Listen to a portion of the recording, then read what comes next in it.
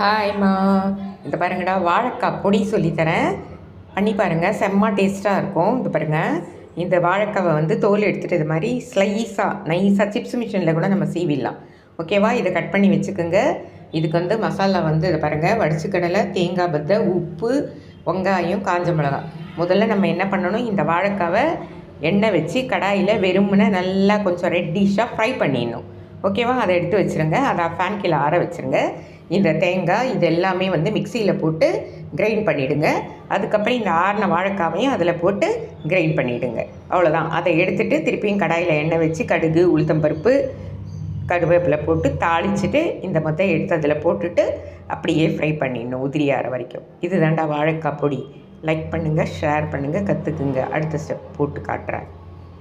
ஹாய்மா, அதை பாருங்கடா, இந்த மாதிரி வந்து எண்ணெய் போட்டு கடாயில் நல்லா டீப்பாக நம்ம நல்லா சிகப்பாக ஃப்ரை பண்ணிடணும். ஓகேவா? பண்ணிவிட்டு துளியோண்டு கொஞ்சம் நேரம் ஆற வச்சுருங்க. அதுக்கப்புறமா மிக்சியில் இதை போட்டு ரெடி பண்ணிக்கலாம். பண்ணிக்கிட்டோமா, இது பாருங்கள், அந்த மசாலாவை ரெடி பண்ணியாச்சு. இப்போ இதில் கொட்டிட்டு ஒன்றும் பாதியமாக சும்மா ஒரு 2 திருப்பிட்டு எடுத்துருங்க. அவ்வளோதான், அது மிக்ஸ் ஆகிடுறதுக்கு. அதுக்கப்புறமா எண்ணெய் வச்சு கடாயில் வறுக்கணும்.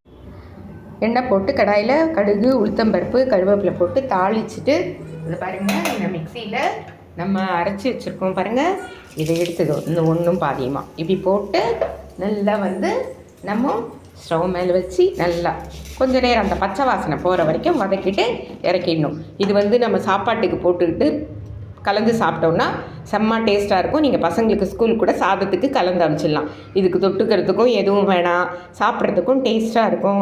வாழைக்காய் வந்து உடம்புக்கு ரொம்ப நல்லது. அதே மாதிரி அமாவாசை அன்றைக்கி நம்ம வாழைக்காய் சமைச்சோன்னா 27 காய்க்கு சமம்னு சொல்லுவாங்க.